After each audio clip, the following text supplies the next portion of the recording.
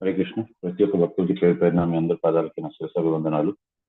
దయచేసి ప్రతి ఒక్కరిని మనస్ఫూర్తిగా ఆశీర్వదించండి. సరైన వాక్యాలు సరైన సమయానికి సరైన ఉద్దేశంతో వచ్చేలాగా ఈరోజు నా గురువు గారు అయిన హైజ్ హోలీనెస్ జయపతాక్ మహారాజు గారు మరియు నా పరమ గురువు అయిన హిజ్ డివైన్ గ్రేస్ అభయ చరణ భక్తి వేదాంత స్వామి శ్రీల ప్రభుపాదులు వారు నాకు ఎంత మేరాన్ని పలికిస్తారు, ఎంత మేరాన్ని పలుకుతాను. ఓం అజ్ఞానతిమిరంధస్య జ్ఞానాంజనశలాకయ చక్షురున్మిళితం యేన తస్మై శ్రీ గురవే నమః. శ్రీ చైతన్య మనోభీష్టం స్థాపితం येन భూతలే స్వయం రూప కదా మహ్యం దదాతి సుఖదాంతికం. हे कृष्ण करुणा सिंधु दीन बंधु जगत्पति गोपेश गोपिकांत राधाकांत नमस्ते. सत्यकांचन गौरंगी राधे वृंदावनेश्वरी वृषभानुसुते देवी प्रणमामि हरिप्रिय. वंशाकल्पतरुभ्यश्च कृपा सिन्धुभ्य एव च पतितानां पावनेभ्यो वैष्णवेभ्यो नमो नमः. नमः ओं विष्णुपादाय कृष्णप्रेष्ठाय भूतले श्रीमते जयपताक स्वामी नित्यनामिनि. नमः आचार्यपादाय निताय कृपयाय गौरकथादामताय नगरग्रामचारिणे. नमः ओं विष्णुपादाय कृष्णप्रेष्ठाय भूतले श्रीमते भक्ति वेदांत स्वामी नित्यनामिने. नमस्ते सरस्वती देवी गौरवाणी प्रचारिणी निर्विशेष शून्यवादी पाश्चात्य देशतारिणी. श्री कृष्ण चैतन्य प्रभु नित्यानंद श्री अद्वैत गदाधर श्रीवासदि गौर भक्त वृंद. हरे कृष्ण कृष्ण कृष्ण हरे हरे हरे राम राम राम हरे. प्रभु जी तो ना जय राधा माधव. హరే కృష్ణ ప్రభుజీ. మాతాజీలు ప్రభుజీలు ఎవరైనా జయరాధ మాధవ్ చేసే వాళ్ళు హ్యాండ్ రైజ్ చేయండి. హరే కృష్ణ. ఈ వారంలో చేయని వారు ఎవరైనా కొత్త వారు. హరే కృష్ణ. లక్ష్మీ మాతాజీ చేయండి. హరే కృష్ణ. హరే కృష్ణ మాతాజీ. హరే కృష్ణ ప్రభుజీ. ప్రణామాలు ప్రభుజీ. హరే కృష్ణ. జయ రాధ మాధవ కుంజ విహారీ, జయ రాధ మాధవ కుంజ విహారీ, జయ గోపీ జన వల్లభ గిరివరధారీ, జయ గోపీ జన వల్లభ గిరివరధారీ,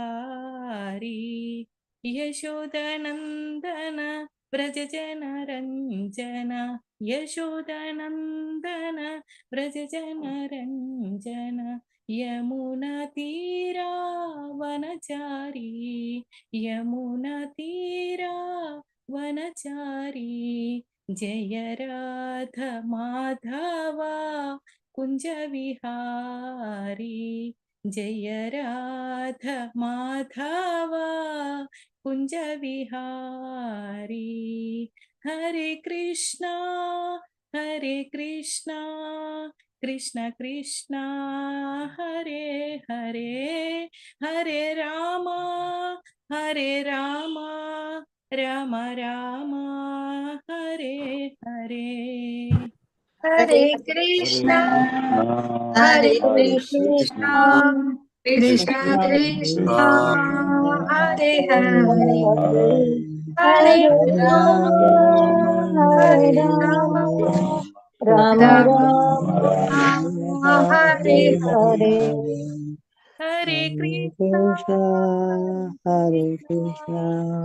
కృష్ణ కృష్ణ హరే హరే, హరే రామ రామ రామ హరే హరే. హరే కృష్ణ కృష్ణ కృష్ణ హరే హరే, హరే రామ రామ హరే హరే. హరే కృష్ణ కృష్ణ హరే హరే, హరే రామ రామ హరే హరే. హరే కృష్ణ కృష్ణ కృష్ణ హరే హరే, హరే రామ రామ హరే హరే. ధన్యవాదాలు ప్రభుజీ. హరే కృష్ణ.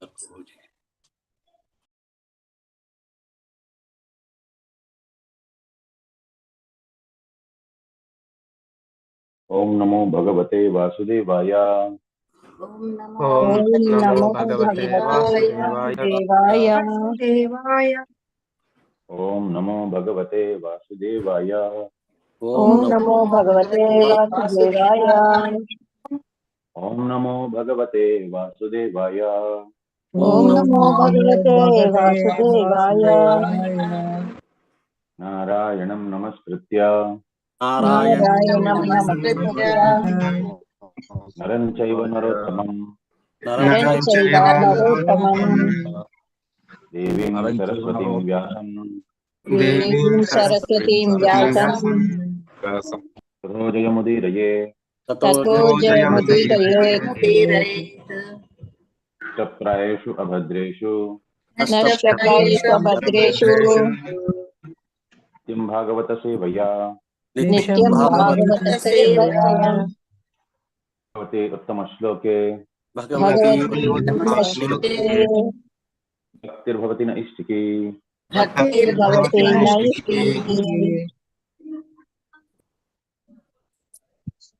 ఒక చిన్న విన్నపం ఏమంటే, జయరాధమాధవ్ పాడేదానికి దయచేసి ప్రతి ఒక్కరూ అవకాశం ఇలా వచ్చినప్పుడు అందరూ పాడేదానికి ప్రయత్నించండి. ఇక్కడ ట్యూన్ ఇంపార్టెంట్ కాదు, ఎంత మంచి ట్యూన్ లో పాడుతున్నారు అనేది అసలు ఎవరు చూడరు. ఈవెన్ మీరు హిజ్ గ్రేస్ నామనిష్ట ప్రభుని చూడండి, వాళ్ళని మీరు చూసినట్లయితే కేవలం ఒకే ట్యూన్ లో పాడతారు వారు. హరే కృష్ణ హరే కృష్ణ కృష్ణ కృష్ణ హరే హరే హరే రామ రామ రామ హరే హరే. ఇదే ట్యూన్ ని మాటి మాటికి రిపీట్ చేస్తారు. ఎందుకు అబ్జర్వ్ చేశారా? చాలా ఇస్కాన్లను మీరు అబ్జర్వ్ చేస్తుంటారు, రకరకాల ట్యూన్లు, చాలా మెలోడియస్ ట్యూన్స్ లోనే పాడుతూ ఉంటారు. కానీ ఇదిగే నామనిష్ట ప్రభు మాత్రం ఒక్క ట్యూనే ప్రిఫర్ చేస్తారు, ఇంకే ట్యూన్స్ వద్దని అంటారు. ఇంకెవరిని పాడినవారు, ఇంకే ట్యూన్ ఉండదు కూడా అక్కడ, కేవలం ఒక్క ట్యూన్ ఉంటుంది. ఎందుకో తెలుసా మీకు? ప్రభుపాదుల వారి ట్యూన్ ప్రభుజీ. హరే కృష్ణ. పర్ఫెక్ట్, ఇదొక రీజన్. ఇంకొక రీజన్ కూడా ఉంది. ప్రభుపాదుల వారిని మీరు ఎక్కడ చూసినా సరే కూడా ఒక్క ట్యూన్ లోనే పాడతారు. ప్రభుపాదుల వారు దాన్ని డిఫరెంట్ డిఫరెంట్ ట్యూన్స్ లో అని ఆ రకంగా పాడరు. పాయింట్ 1. పాయింట్ 2, ఓకే నేను చెప్తాను. పాయింట్ 2 ఏంటి అని అంటే, ఈ రకంగా డిఫరెంట్ ట్యూన్స్ లో పాడేటప్పుడు ఏమవుతుందని అంటే, ప్రతి ఒక్క భక్తుల్లోని, కీర్తన పాడే వాళ్ళలోని ఒక పోటీ భావం వచ్చేస్తుంది. ఓకే, అయితే నేను ఈసారి కొత్త ట్యూన్ నేర్చుకుంటాను, ఆ కొత్త ట్యూన్ లో పాడేదానికి ప్రయత్నిస్తాను. సో ఆ ట్యూన్ మీద ఫోకస్ వెళ్ళిపోతుంది, కానీ మహామంత్రం మీద ఫోకస్ పోతుంది. కాబట్టి మనం ఇక్కడ మేజర్ ఫోకస్ ఉండాల్సింది మహామంత్రం మీద. దాని ఉచ్చారణ స్పష్టంగా ఉచ్చరించాలి, దాన్ని వినగలచాలి. అప్పుడు దాని యొక్క ఫలితం. అదే మనం దాన్ని స్పీడ్ గా చెప్పించాలి. యాక్చువల్గా ఇది నేను నాకే చెప్పుకుంటున్నాను. స్పీడ్ గా చెప్పుకునేసి తొందరగా అయిపోయింది, ముగిచ్చేసాము, ఏదో బుక్ చదువుతూ ముగిచ్చేసాము, ట్రావెల్ చేస్తూ ముగిచ్చేసాము, ఆ రకంగా అనుకున్నామని అంటే దాని ఫలితం పూర్తిగా రాదు. దాని ఫలితం కావాలి అని అంటే దాన్ని శ్రద్ధగా దాన్ని చెప్పాలి, చెప్పిన దాన్ని మనం వినగలచాలి అటెంటివ్ గా. సో 10 అపరాధాల్లోని ఇది ఒకటి, to be inattentive while chanting అనేది. సో అటెంటివ్ గా చాంట్ చేసేదానికోసమని మనం ఓన్ గా చేసేటప్పుడే, చాంటింగ్ చేసేటప్పుడే అటెంటివ్ గా ఉండాలంటున్నారు. మరి సంకీర్తన అనేది ఏదైతే కలియుగంలోని నామ సంకీర్తన అనేదే మనకి మేజర్, మనకి కలియుగంలోని మనకి ముక్తిదాయకం. అది దాని తప్పించి ఇంకేదీ లేదు. మీరు ఇంకేదైనా చేసుకోండి, యజ్ఞము చేసుకోండి, యాగం చేసుకోండి, తపస్సు చేయండి, ధ్యానం చేయండి, అష్టాంగ యోగం చేసుకోండి, ఏదైనా చేసుకోండి, కానీ అది పనికిరాదు. కలియుగంలోని మీకు భవసాగరం నుంచి మిగతావన్నీ కూడా కాపాడతాయేమో, అది పనికి రాదని నేను అనను, కానీ భవసాగరం నుంచి బయటికి తీసేదానికి మాత్రం అవేవి పనికిరావు. మీకు ఈ లోకంలో నుంటూ సుఖము, సమృద్ధి, ఇంకా తదితర ఇంకేది కావాలన్నా సరే కూడా అవన్నీ పనిచేస్తాయి. మీకు భవలోకంలో ఉంటూ మీకు భవలోకం లబ్ధి పొందాలి అనుకుంటే మహామంత్రం మీకు అసలు పనికిరాదు. ఎవరైతే మహామంత్రాన్ని కేవలం లోకంలోని, ఈ లోకంలో ఏదో లబ్ధి పొందుదాం అనే ఉద్దేశంతో ఒకరు చేస్తున్నారు అని అంటే మీరెవరు అలా చేయరు. కానీ మీరు వారికి చెప్పండి, వారు దయచేసి మహామంత్రాన్ని మాత్రం జపించద్దు, ఒకవేళ వాళ్ళు ఏదైనా లబ్ధి పొందాలనుకుంటే. కానీ ఒకవేళ కానీ ఈ లోకం నుంచి బయటకు పడాలనుకుంటున్నారు అని అంటే, ఈ లోకం నుంచి ఎందుకు బయటకు పడాలని అంటే root cause of all causes. ఏ రకంగా అయితే కృష్ణుడు సర్వకారణ కారణహోను, అదే రకంగా అన్ని ఇబ్బందులకి, అన్ని కష్టాలకి మూల కారణం ఏంటంటే జన్మ మృత్యు జరావ్యాధి. అది కూడా సర్వకారణ కారణ. ఈ జన్మ మృత్యు జర వ్యాధి నుంచి బయటకు పడాలనుకుంటే కేవలం నామజపం, అది కూడా ఎవరిది, ఏ దేవతది పడితే ఆ దేవత చేస్తే సరిపోదు. కేవలం అంటే కేవలం కృష్ణుడిది. కృష్ణుడు నామ జపం మాత్రమే, అది కూడా హరే కృష్ణ మహామంత్రం మాత్రమే. ఇంకా ఉన్నాయి నామాలు, కానీ మనకి సులభమైనది హరే కృష్ణ మహామంత్రం. సో అది ఏ రకంగానంటే మిగతా మంత్రాలు కూడా ఉన్నాయి. ఇప్పుడు బ్రజభాషీస్ రాధా మంత్రం జపం చేస్తారు, కొంతమంది గౌరంగ మహాప్రభుది చైతన్య మహాప్రభు నామ మంత్రం జపం చేస్తారు. ఆ రకంగా ఒక్కొక్కరు చేస్తూ ఉంటారు. కొంతమంది రామనామ జపం చేస్తూ ఉంటారు, కానీ కొంతమంది వాసుదేవ, ఓం నమో భగవతే వాసుదేవ. కానీ అన్నిటికంటే అందులోని సులభమైనది ఏది అని అంటే హరే కృష్ణ మహామంత్రం. ఎందుకనంటే అది కలియుగంకి పర్ఫెక్ట్లీ డిజైన్డ్. అది ఒక్కొక్క యుగంలోని ఒక్కొక్క యుగ ధర్మం ఉన్నది. కలియుగంలోని నామజపం, అది కూడా హరే కృష్ణ మహామంత్రం. అది అన్నిటికంటే ఈజియెస్ట్. కలి కల్మషనాశనం. నాత పరతరో నాన్య, నాత పరతరో నాణ్యత్ కాదు, అదేంటిది, హరే కృష్ణ కృష్ణ కృష్ణ హరే హరే, హరే రామ రామ రామ హరే హరే. దాని తర్వాత బృహద్ నారదీయ పురాణంలో ఉన్నది, నాత పరతరో నాణ్యత్ సర్వవేదేషు దృశ్యతే. అంటే అన్ని వేదాలని నేను చూశాను, కానీ దీనికంటే మించిన మంత్రము నాకు దొరకలేదు అని చెప్పని ఈవెన్ పద్మ పురాణంలో కూడా చెప్పున్నారు. సో ఇది బ్రహ్మ చెప్తున్నారు నారదమునికి, దీనికంటే మించిన మంత్రం నాకు అనిపించలేదు, కాబట్టి దీని జపమే అన్నిటికంటే ఉత్తమమైనది అని. చాలా మంది అనుకుంటూ ఉంటారు ఇది చైతన్య మహాప్రభు ఇచ్చారని. కాదు, చైతన్య మహాప్రభు ఇచ్చింది కాదు. చైతన్య మహాప్రభు భావం చూపించారు మనకి, ఎలా మనం దీన్ని జపం చేయాలి అని. కానీ ఈ మహామంత్రం అనాది కాలం నుంచి వస్తుంది. సో దీన్ని జపం చేసే పద్ధతి ఏంటి అనేది చైతన్య మహాప్రభు చూపించారు. సో మనకి ప్రభుపాదుల వారు దాని మీద ఇంకా పద్ధతి చూపించారు. ఒకే ట్యూన్ పాడండి, ఆ ట్యూన్ లోని ప్రాపర్ గా భగవంతుడిని తలుచుకోండి, భగవంతుడి మీద ఫోకస్ పెట్టండి, ఆ నామం మీద ఫోకస్ పెట్టండి. భగవంతుడి మీద కూడా కాదు, ఆ నామం మీద ఫోకస్ పెట్టండి. సో ఈవెన్ ఇతను కూడా, ఆది శంకరాచార్యుల వారు కూడా అదే చెప్పారు మనకి, నామజపం. సో ఇంకేది వేరే ఇది లేదు మనకి, కేవలం ఆ దేవకీ పుత్ర ఏవ, అతను మాత్రమే. అండ్ అతని తస్య నామాని అని, అతని నామం మాత్రమే మనల్ని కాపాడుతుంది అని. ఆది శంకరాచార్యుల వారు రుద్రుల వారికి భక్తులు, రుద్రుల అంశులు. అతను రుద్రుల వారి అవతారమే. కానీ ఆయన చెప్పింది ఏంటి అని అంటే, ఏకో శాస్త్రం దేవకీ పుత్ర గీతం, ఏకో దేవ దేవకీ పుత్ర ఏవ. సో ఈ రకంగా సో కర్మాప్యేకం తస్య దేవస్య సేవ, ఆ దేవాది దేవుని యొక్క సేవ మాత్రమే మనకి లబ్ధి పొందిస్తుంది అని. కాబట్టి కేవలం అంటే కేవలం హరే కృష్ణ మహామంత్రం మాత్రమే. అది మనకి ప్రభుపాదుల వారు చాలా సులభంగా మనం ఏ రకంగా నామం మీద ఫోకస్ చేస్తూ మనం కీర్తన లాగా చేయొచ్చు అనేది మనకు ఆ ట్యూన్ కూడా ఇచ్చేశారు. కాబట్టి మీరెవరు కూడా ట్యూన్ పాడవుతుందా దాని మీద మీరు ఫోకస్ పెట్టాల్సిన అవసరం లేదు. జయరాధా మాధవ అనేది ఎవరికి వచ్చినా సరే కీర్తన వస్తే చాలు, కీర్తన పాడండి. ట్యూన్ మీదకి మీరు అసలు ఆలోచించాల్సిన అవసరం లేదు, ట్యూన్ ఎలా వచ్చినా పర్వాలేదు. కృష్ణుడు భావగ్రాహి, అంటే ట్యూన్ గ్రాహి కాదు. ట్యూన్ మీరు ఎంత బాగా పాడుతున్నారో దాన్ని బట్టే కృష్ణుడు ప్రత్యక్షం అయ్యి, అబ్బా ఎంత బాగా పాడావు, నువ్వు మాత్రం సరిగ్గా పాడలేదు కాబట్టి నేను నీకు రానులే అన్నట్టుగా అయితే ఉండదు. భావాన్ని చూసి వస్తారు భగవంతుడు. కాబట్టి దయచేసి ప్రతి ఒక్కరూ కూడా దాన్ని పార్టిసిపేట్ చేయండి. కేవలం మీకు ఇస్కాన్ మంగళూరు వారి తరఫు నుంచి మాత్రమే ఈ రకంగా అవకాశం దొరుకుతుంది. ఆన్లైన్ లోని మాత్రమేనా అంటే అది కూడా కాదు. నాకు ఒకప్పుడు మంగళారతి కూడా వచ్చేది కాదు. సో నేను అది నేర్చుకునే దానికి కూడా నేను పెద్దగా ఇంట్రెస్ట్ ఇచ్చేవాడిని కాదు. అందరూ పాడుతూ ఉంటే వారి వెనకాల నేను పాడగలిచేవాడిని, కానీ ఏ స్టెప్ తర్వాత ఏ స్టాంజా తర్వాత ఏ స్టాంజా వస్తుందనేది నాకు తెలిసేది కాదు. వారు పాడితే మాత్రం నేను బాగా పాడేవాడిని. సో నామనిష్టా ప్రభు నన్ను పిలిచి ఒకరోజు నాకు మంగళారతిలో నన్ను పాడమన్నారు, నువ్వు పాడు అని. నాకు రాదు ప్రభుజీ అన్నాను. నీకు ఇనిషియేషన్ ఇవ్వాలనుకుంటున్నావు, మరి నువ్వు పాడాలి అన్నారు. సరే, అప్పుడు బుక్ తీసుకొని పాడడం స్టార్ట్ చేశాను. ఒక్కొక్క స్టాంజా తర్వాత ఏం వస్తుంది అనేది చూసి పాడడం స్టార్ట్ చేశాను. ఆ రకంగా కొన్ని రోజులు తప్పనిసరిగా నాతోనే పాడిచ్చారు. కొన్నిసార్లు పాడిచ్చేసరికి నాకే వచ్చేసింది. కాబట్టి నామనిష్టా ప్రభు మాత్రమే అవకాశం ఇస్తారు. మిగతా టెంపుల్స్ వెళ్ళి చూడండి, మీరు కీర్తన పాడతానంటే కూడా ఎవరు అవకాశం ఇవ్వరు. ఇక్కడ మాత్రమే ఇస్తారు. కాబట్టి దయచేసి ఆ అవకాశాన్ని సద్వినియోగపరచుకోండి.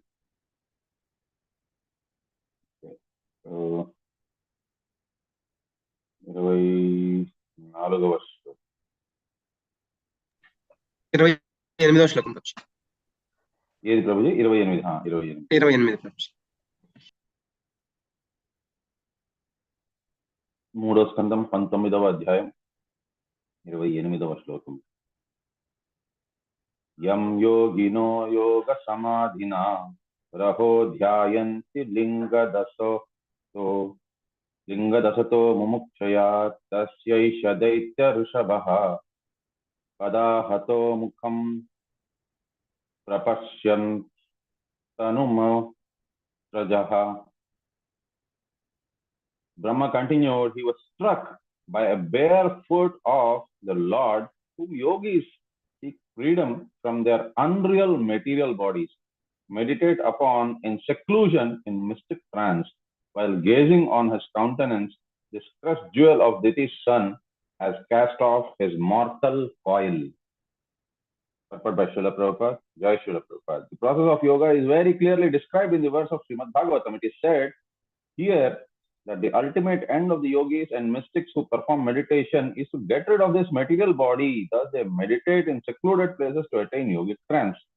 Yoga has to be performed in a secluded place, not in a public or in a demonstration on stage, as nowadays practiced by many so-called yogis. Real yoga aims at ridding one of the material body. Yoga practice is not intended to keep the body fit and young. Such advertisements of so-called yoga are not approved by any standard method. Particularly mentioned in the verse is the word yam, or unto whom, indicating that the meditation should be targeted on the personality of Godhead. Even if one concentrates his mind on the boar form of the Lord, that is also yoga. As confirmed in Bhagavad Gita, one who concentrates his mind constantly in meditation upon the personality of Godhead in one of his many forms of many varieties of forms is a first class yogi. So మనకి యాక్చువల్గా భక్తి యోగమే ఉత్తమమైనదని కూడా చెప్పుకున్నారు. యోగినామపి సర్వేషాం మద్గతే అంతరాత్మనః శ్రద్ధావాన్ భజతే యోమాం తేమే యుక్త తమో మత.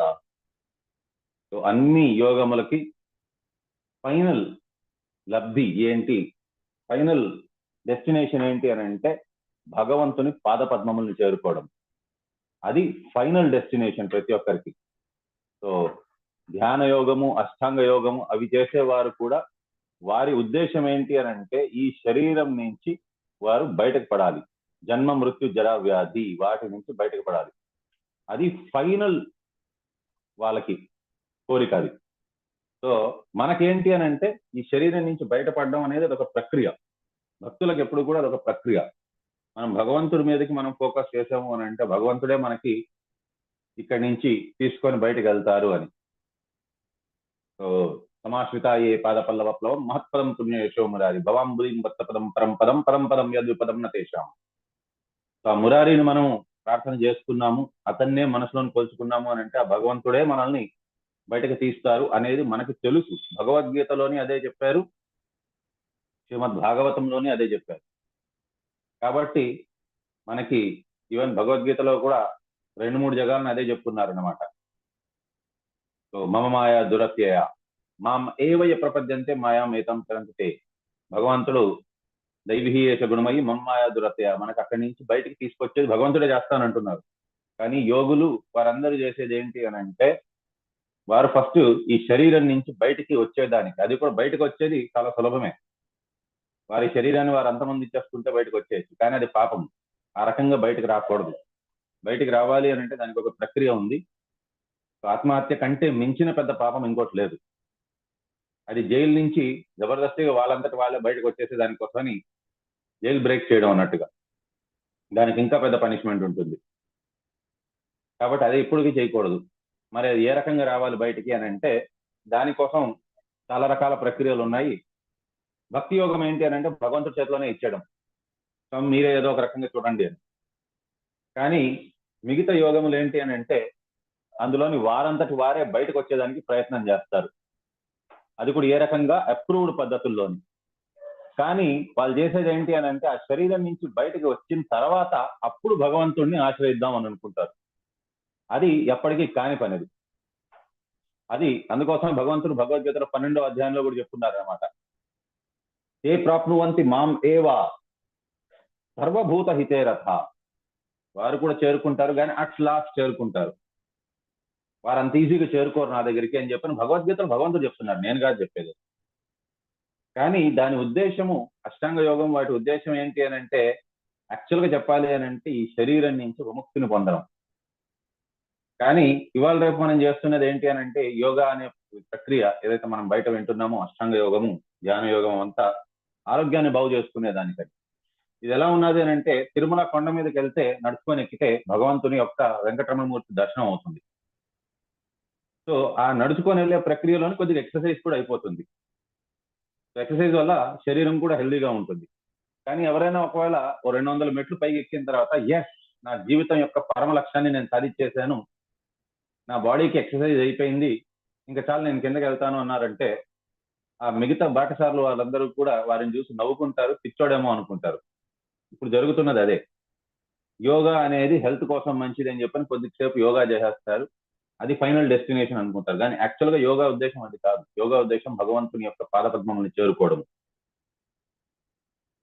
If one is able to continue such meditation on the Lord's form at the time of one's death, one is liberated from this mortal body and is transferred to the kingdom of God. This opportunity was given to the demon by the Lord, and therefore Brahma and other demigods were astonished. In other words, the perfection of yoga practice can be attained by a demon also if he is simply kicked by the Lord.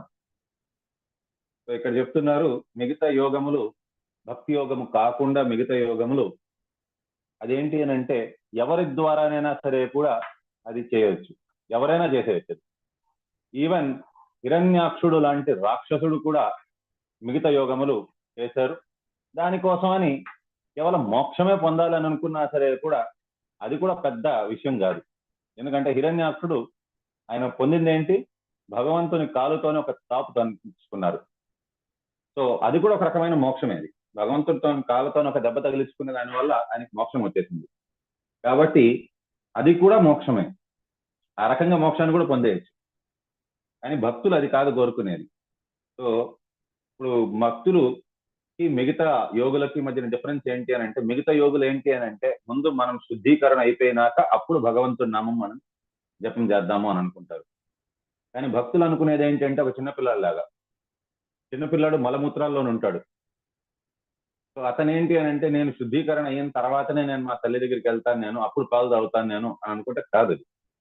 ఎందుకంటే తను own గా ఏమీ చేసుకోలేడనే విషయం ఆ పిల్లాడికి తెలుసు. అందుకోసం అతను ఏడుస్తాడు. మలమూత్రాల్లోని మునిగున్నప్పుడు ఏడుస్తాడు ఆ పిల్లాడు.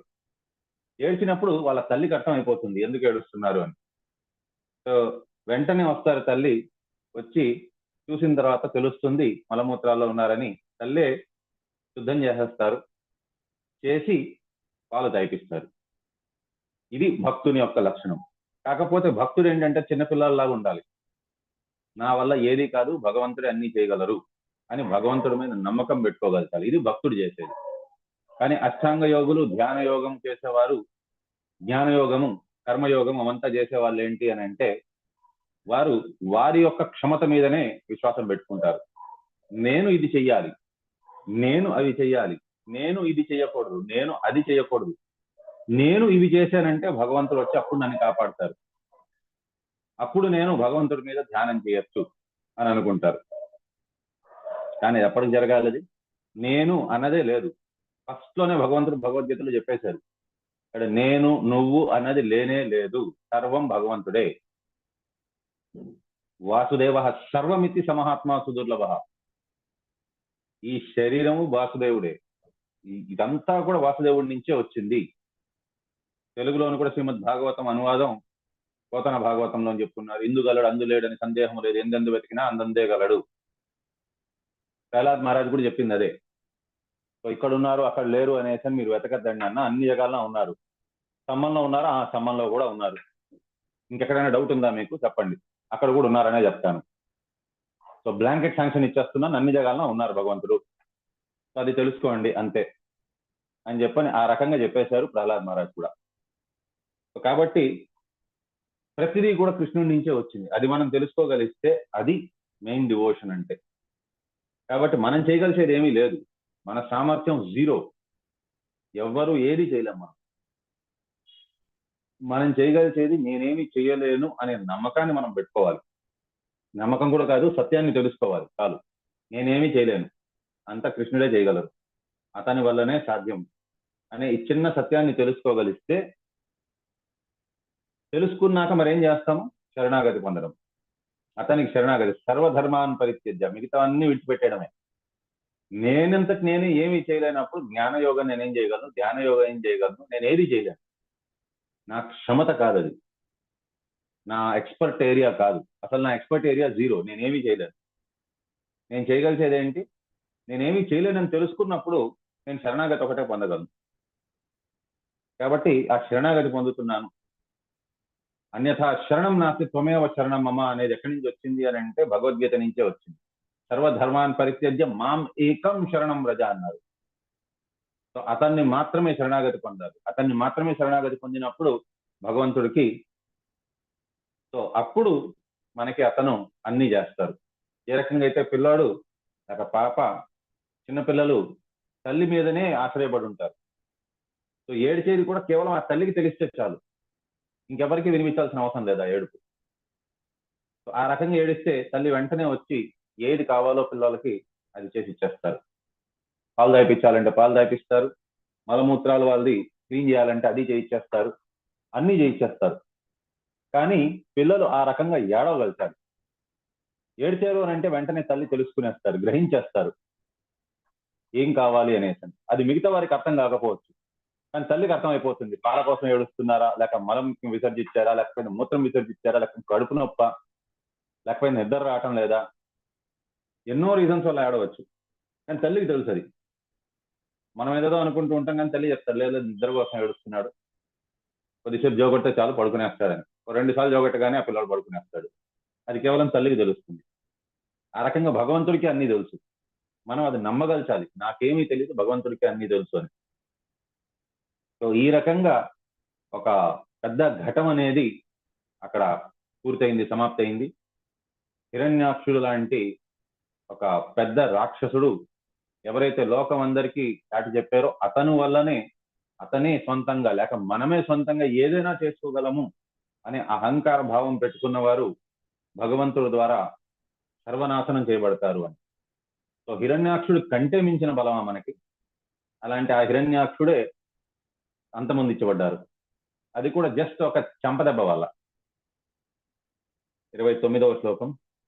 ఏతౌ తౌ పార్షదావస్య శాపాధాత వసద్భితం పునః కతిపయై స్థానం ప్రాప్య సయేహ జన్మభిః. Translation: These two personal assistants of the Supreme Lord, having been cursed, have been destined to take birth in demoniac families. After a few such births, they will return to their own positions. So ఇక్కడ ఇప్పటిదాకా ఏంటి అని అంటే వారిని రాక్షసులని అంతమొందిచ్చేశారు, వారిని సంహరించారు. భగవంతుడు గొప్పవారు, వారు దుష్టులు అనే ఒక అందరికీ కూడా ఒక అభిప్రాయం ఏర్పడ్డది.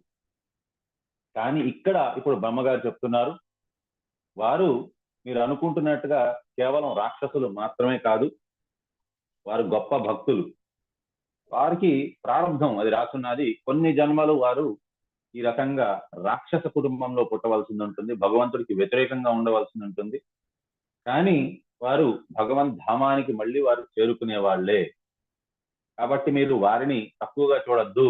భగవంతుడు భగవద్గీతలో చెప్పారు, అపి చేత్తు దురాచారో భజతామామనన్య భక్తాదురేవ మంతవ్య సమ్యక్ వ్యవస్థితో హి సహా. మనం ఒకరిని తక్కువ చూసేదానికి మనం ఎవరం కాదు. మనం భక్తులం, గొప్ప భక్తులం అయితే కాదు. అలా అని వారేం తక్కువ వారు కాదు. ఇంత గొప్ప రాక్షసులే మళ్ళీ భగవద్ధామానికి చేరుకుంటారంటున్నారు. కాబట్టి మనం ఎవరిని కూడా తక్కువ చూసేదానికి అధికారం లేదు మనకి. 30వ శ్లోకం. దేవా ఉచు నమో నమస్తే అఖిల యజ్ఞ తన్వతవే చితో గృహీతామత తత్వమూర్తయే దిష్ట్యా హతోయం జగతాం మరుతుద త్వత్పాదభక్త్యా వయమీశన్ నివృత్తాః. Translation: all demigods address the Lord. All obeisances unto you. You are the enjoyer of all sacrifices, and you have assumed the form of a boar in pure goodness for the purpose of maintaining this world. Fortunately for us, this demon, who was a torment to the world, has been slain by you, and we too, O Lord, are now at ease in devotion to your lotus feet. So, ఇక్కడ దేవీ దేవతలందరూ కూడా అర్జునుల వారు ఆ విశ్వరూపాన్ని చూసినప్పుడు ఏ రకంగా అయితే ప్రార్థనలు చేశారో అదే రకమైన ప్రార్థనలు మిగతా దేవీ దేవతలందరూ కూడా చేస్తున్నారు. సో అర్జునుడు కూడా విశ్వరూపాన్ని చూసిన తర్వాత రిక్వెస్ట్ చేశారు భగవంతుడికి తన చతుర్భుజాకారము మళ్ళీ ద్విభుజాకారం చూపించమని.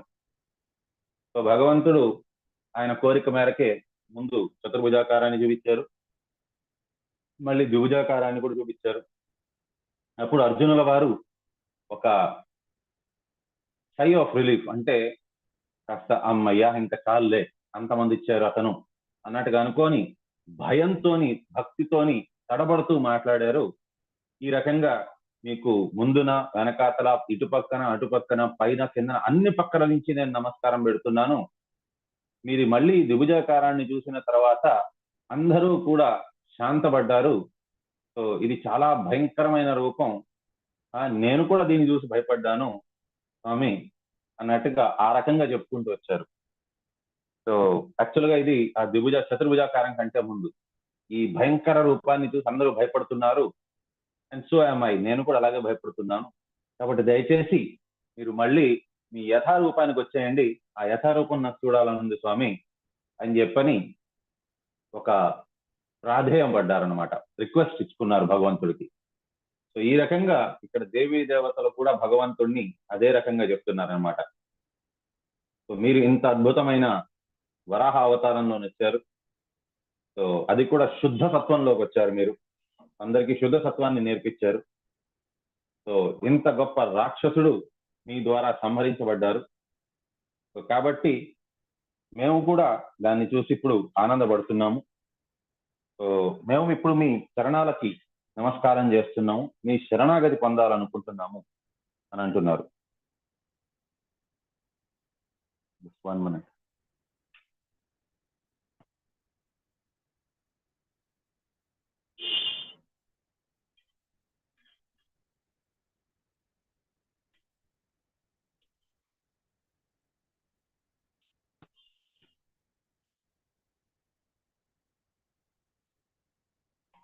Just put this here, 1 minute.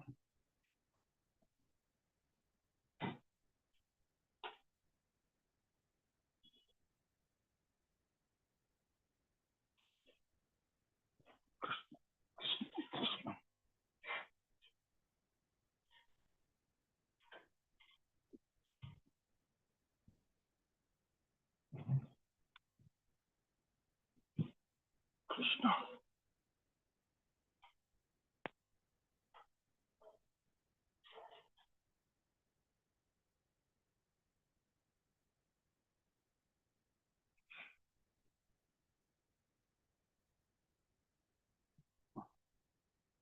Purport by Srila Prabhupada. Jai Srila Prabhupada. The material world consists of 3 modes: goodness, passion, and ignorance. But the spiritual world is pure goodness. It is said here that the form of the Lord is pure goodness, which means that it is not material. So, 3 గుణాలు, త్రిగుణాలే మొత్తం విశ్వాన్ని అవి పాలిస్తూ ఉంటాయి. ఈ 3 గుణాలు మాత్రమే అంతా చేసేది, సత్వగుణం, రజోగుణం, తమోగుణం. కానీ భగవంతుడు ఇక్కడ చెప్తున్నది శుద్ధ సత్వం. శుద్ధ సత్వం అనేది మనకి ఈ లోకంలో దొరకదు. శుద్ధ సత్వం అనేది మనకి దొరికేది కేవలం గోలోకంలో మాత్రమే. ఎందుకనంటే భగవద్గీతలో మనకి చెప్తున్నారు 2 రకాల వారు ఉన్నారు. ఒకటి మనం ఏది తెలుగులో ఏమంటారు దాన్ని, ఫాలబుల్, ఇన్ఫాలబుల్. అంటే తెలుగులో ఏమంటారు దాన్ని? క్షరులు అక్షరులు ప్రభుజీ. క్షరులు. ఎస్, క్షరులు అక్షరులు. సో అక్షర బ్రహ్మయోగంలో నుంచి మనకి తెలుస్తుంది ఏంటంటే ఒకరు క్షరులు, మనం అందరం క్షరులం. క్షరులందరూ ఈ లోకంలో మిగిలిపోయారు. అక్షరులందరూ ఒక్కొక్కరుగా వారు భగవద్ధామానికి చేరుకునేస్తున్నారు. మనలాగా మిగిలి ఉండటం లేదు, ఒక్కొక్కరు వెళ్ళిపోతున్నారు భగవద్ధామానికి. అండ్ ఇంకొకరు ఉన్నారు అచ్యుతులు, వారు ఎప్పటికీ కూడా మనలాగా అవ్వలేరు. మనం ఏంటి అని అంటే ఒకప్పుడు అక్షరులము, కానీ మనకి కోరిక కలిగింది క్షరులం అయిపోయాము. ఏ రకంగా? ఈ ఇద్దరు జయ విజయల్లాగా వారిద్దరు కూడా అక్షరులే, కానీ వారు క్షరులు అయిపోయారు. ఎందువల్ల? ఒక్క పాపం వల్ల. భక్తులను వారు పోల్చలేకపోయారు. మనం కూడా అదే రకంగా జయ విజయల్లాగా, కాకపోతే జయ విజయలు ఏమంటే తెలివైన వారు. స్వామి, మేము నుంచి దూరంగా ఉండలేము, మాకు మీరు మానవ జన్మ 7 జన్మలు ఇచ్చినా సరే కూడా మాకు వద్దు, రాక్షసుల్లాగా కావాలంటే ఇచ్చేయండి, కానీ 3 జన్మల్లోనే ముగిచ్చేయండి, మేము ఎక్కువ కాలం మీ దగ్గర నుంచి దూరంగా ఉండలేము అని అన్నారు. మనం అలా కాదు, మీరు మాకు 3 జన్మలు రాక్షసుల్లాగా ఇచ్చినా పర్వాలేదు, 7 జన్మలు మీరు మానవుల్లాగా ఇచ్చినా పర్వాలేదు, ఇచ్చినా పర్వాలేదు, మాకు కొంతకాలం మేము ఎంజాయ్ చేయాలనుకుంటున్నాము అని మనం అనుకున్నాము. కాబట్టి అక్షరులం అయిపోయింది. కానీ ఆ రకంగా అక్షరులైన వారిలోంచి ఇప్పుడు ఫస్ట్ క్లాస్ పర్సన్స్ ఎవరు అని అంటే ఇతరుల పాపాలను చూసి, లేకపోతే ఇతర పనిష్మెంట్స్ చూసి, ఇతరుల యొక్క పనిష్మెంట్ ని చూసి వారు మారిపోతారు. ఓ, దొంగతనం చేస్తే జైలు అవుతుందా, జైల్లో ఇలా ఉంటుందా కష్టాలు, అయితే నేను దొంగతనం చెయ్యను, నేను జైలుకి వెళ్ళదలుచుకోలేదు, నేను అలాంటి పాపాలే చేయను. అది first class people. Second class people ఏంటి అని అంటే ఇతరులు చెప్పేది లేకపోతే ఇతరుల ద్వారా చూసింది అది వినరు, నమ్మరు, వారే ఓన్గా ఎక్స్పీరియన్స్ అవ్వాలనుకుంటారు. దొంగతనం చేస్తారు, పట్టుకోబడతారు, జైల్లో వేయబడతారు, దెబ్బలు తింటారు, అప్పుడు తెలుసుకుంటారు అబ్బో ఇంకెప్పుడు రాకూడదురా బాబు. మూడో రకమైన వారు ఏంటి అని అంటే వెళ్తారు, దొంగతనం చేస్తారు, పట్టుకోబడతారు, జైల్లో దెబ్బలు తింటారు, కానీ వారు ఏంటి అని అంటే దాన్నే ఆనందం అనుకుంటారు. ఒక ఒంటెలాగా. ఒంటె ఏంటి అని అంటే ముళ్ళని నవ్వులుతూ ఉంటుంది, ఆ ముళ్ళని నవ్వులడం వల్ల రక్తం వస్తుంది నాలిక నుంచి, ఆ నాలిక నుంచి వచ్చే రక్తం దానికి రుచికరంగా అనిపిస్తుంది, అబ్బో ఎంత బాగుంది ముళ్ళు, మళ్ళీ మళ్ళీ తిందాం ఇదే అనుకుంటుంది. కానీ తెలియని విషయం ఏంటంటే ఆ ఒంటెకి ఆ టేస్ట్ వచ్చేది ముళ్ళ నుంచి కాదు, తన ఓన్ రక్తం నుంచి. సో దాన్ని ఆనందం అనుకుంటుంది. అదే రకంగా అక్షరులం మనం కూడా ఒంటెలాగా ఈ జీవితంలోని ఎన్నో ఎన్నో కష్టాలు అనుభవిస్తున్నాం, కానీ ఈ కష్టాలే ఆనందం అనుకుంటున్నాం, క్షరుల్లాగానే మిగిలిపోతున్నాం. మిగతా యుగాల్లోని ఎన్నో ఎన్నో యుగాలు మనం గడిపాము. సో ఆ యుగాల్లోనంతా కూడా చాలా సులభమైన ప్రాసెస్ ఉండింది. అప్పటి కాలంలో భక్తి ఉండింది అందరికీ. సులభమైన ప్రాసెస్ కాదు కానీ అప్పుడు భక్తి ఉండింది అందరికీ, చుట్టుపక్కల ప్రతి ఒక్కరికి ఉండింది భక్తి, మనకి తప్పి. సో మనం ఒక్కరమే చీడపురుగుల్లాగా మిగిలిపోయి ఉన్నాం కిందటి జన్మల్లోని, కిందటి యుగాల్లోని. అందరూ మన చుట్టుపక్కల ఉన్న వారందరూ కూడా లబ్ధి పొందారు, అక్షరులు అయిపోయారు, మనం క్షరులుగా మిగిలిపోయాం. సో కృతయుగంలోని అలాగే మిగిలిపోయాం, దాని తర్వాత త్రేతాయుగంలోని శ్రీరామచంద్ర ప్రభు ఉన్నప్పుడు కూడా అలాగే మిగిలిపోయాం, ద్వాపర యుగంలో సాక్షాత్ శ్రీకృష్ణ పరమాత్మలు ఉన్నప్పుడు కూడా మనం అలాగే మిగిలిపోయాం.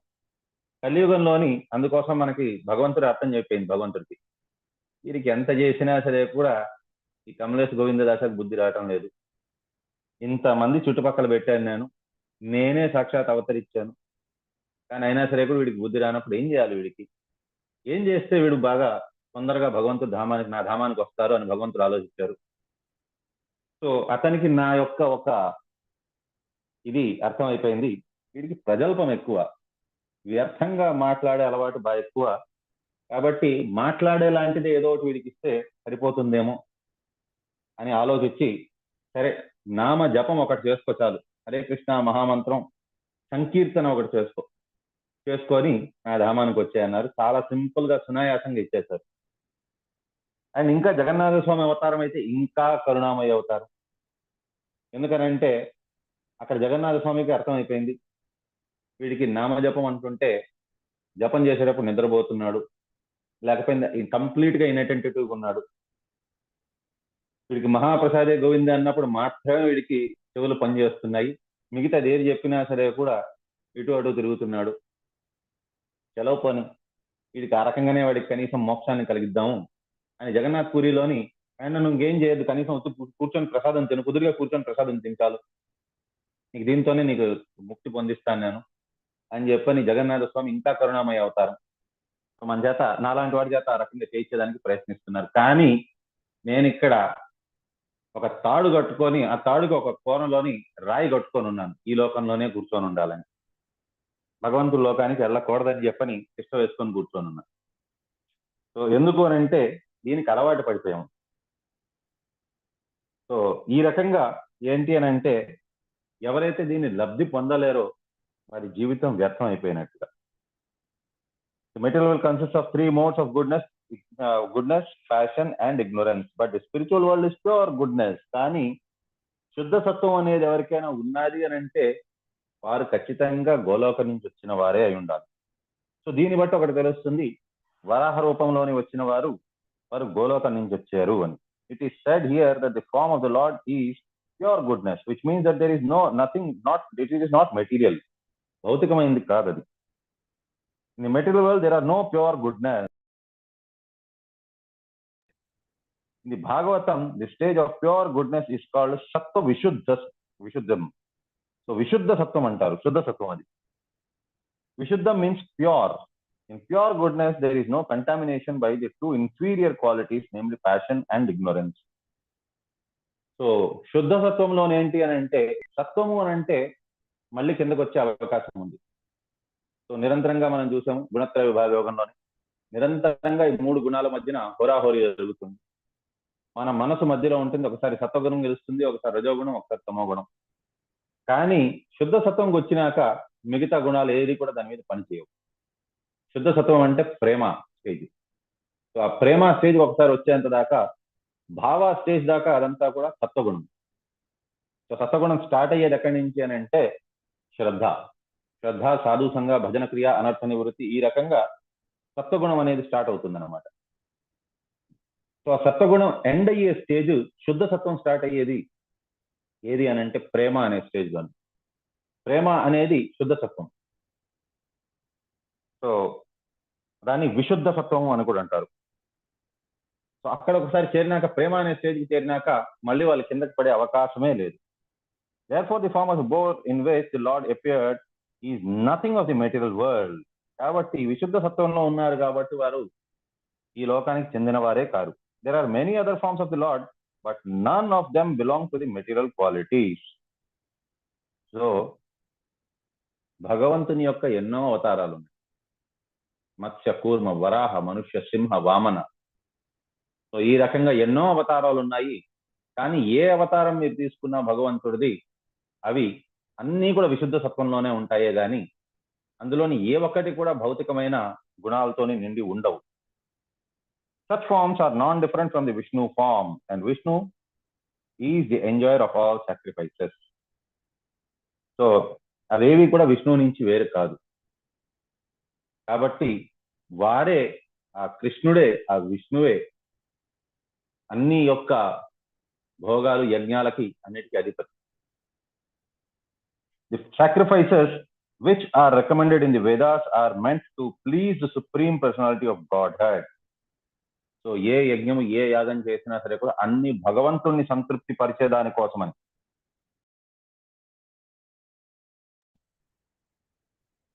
Only people try to satisfy many other agents, but the real purpose of life is to satisfy the supreme Lord Vishnu. So మిగతా వారు ఎవరికైతే ఇంత జ్ఞానము లేదో వారు అందరినీ సాటిస్ఫై చేయాలని ట్రై చేస్తారు. ఇవాళ కాలంలో చూడండి, ప్రతి ఒక్కరిని కూడా సాటిస్ఫై చేయాలనుకుంటారు, అందరినీ సాటిస్ఫై చేయాలి. సో అందరినీ సాటిస్ఫై చేయాలి అని అనుకుంటే ఒక ఐస్ క్రీమ్ అమ్మేవాడు అయిపోండి, అందరినీ సాటిస్ఫై చేస్తారు, అది కూడా ఫ్రీగా అమ్మాలి. సో ఆ రకంగా ఉండగలచాలి. మనం అందరినీ సాటిస్ఫై చేయడానికి కాదు మన ఉద్దేశం. భక్తుల ఉద్దేశం కేవలం కృష్ణుణ్ణి సాటిస్ఫై చేయడం. వాళ్ళు వచ్చి నా గురించి ఏమనుకుంటారు, వీళ్ళు నా దగ్గర నుంచి ఏమనుకుంటారు, నా ఇంటిని చూసేమనుకుంటారు, నన్ను చూసేమనుకుంటారు అని ఆలోచిస్తారు భౌతికవాదులు. ఈ రకంగా ఎవరైతే అందరి గురించి ఆలోచిస్తూ ఉంటారో వారికి పురోగతి సాధించే అవకాశమే లేదు.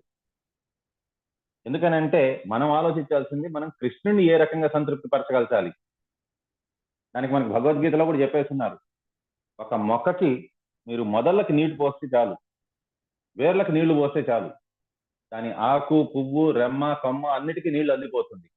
మనం ఎప్పటిదాకైతే ఒక్కొక్క పువ్వుకి, ఒక్కొక్క మొగ్గకి, ఒక్కొక్క ఆకుకి నీళ్లు పోయాలనుకుంటామో మొక్క ఎండిపోతుంది.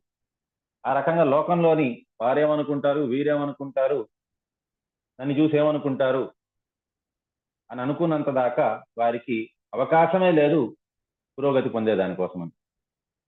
ఎప్పుడైతే అవన్నీ విడిచిపెట్టి భగవంతుని యొక్క సేవలోని నిమగ్నం అయిపోతారు, యజ్ఞశిష్ట అసనాసంతో ముచ్చంతే సర్వకిల్విసై గుంజతే తేతో అగం పాప ఏ పచంతాత్మ కారణాత్. అందుకోసమే భగవంతుడికి మాత్రమే నైవేద్యం పెట్టాలి, కృష్ణుడికి మాత్రమే నైవేద్యం పెట్టాలి. ఆ నైవేద్యం పెట్టిన దాన్ని మనం స్వీకరించామని అంటే అన్ని రకాల పాపాల నుంచి విముక్తి పొందుతామన్నారు. ఎందుకు అది చెప్పారు అని అంటే, వారు మిగతా వాటి దేని మీద వారికి ఫోకస్ ఉండదు, కేవలం భగవంతుడికి అర్పించుకుంటారు. అన్నాద్ భవంతి భూతాని పర్జన్యాద్ అన్న సంభవ. సో ప్రతి ఒక్క జీవభూతులకు అందరికీ కూడా ఆహారం కావాలి. సో ఆహారం ఎక్కడి నుంచి వస్తుంది? వర్షం నుంచి. సో యజ్ఞాద్ భవతి పర్జన్యో యజ్ఞ కర్మ సముద్భవ. ఆ వర్షం ఎక్కడి నుంచి వస్తుంది? యజ్ఞం నుంచే వస్తుంది. ప్రతి ఒక్కరు వారి వారి యొక్క విధియుక్త ధర్మాన్ని వారు పాటించారు అని అంటే అదే యజ్ఞం అంటే. ఆ విధియుక్త ధర్మం ఏంటి? భగవంతుని యొక్క నామ జపము మరియు నామ సంకీర్తన చేయడం.